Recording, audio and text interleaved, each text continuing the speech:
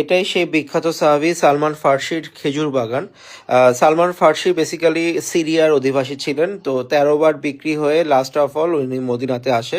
তো মদিনাতে আসার পরে উনি জানতে পারে যে মহানবী সাল্লাল্লাহু সাল্লাম মক্কা থেকে মদিনায় আসছে। তো ওনার খুশিতে আর আত্মহারা, উনি আগে থেকেই আপনার নবীজির সাথে দেখা করার জন্য আপনার উদ্গ্রীব ছিলেন।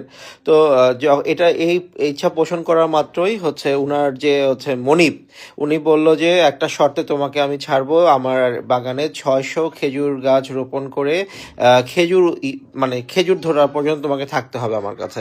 তো এই খবরটা যখন নবীজি সাল্লাল্লাহু সাল্লাম শুনলো, শোনার পরে নবীজির কাছে অনেক সাহাবী বলল যে উনাকে আমরা এখান থেকে উদ্ধার করতে চাই। তখন নবীজি 600 খেজুরের চারা মানে বিচি হচ্ছে সংগ্রহ করলো এবং আলী রাদিয়াল্লাহু তাআলাকে বললো তুমি মাটি খনন করবা আর আমি হচ্ছে এই খেজুর গাছ পুঁতে দিয়ে যাবো।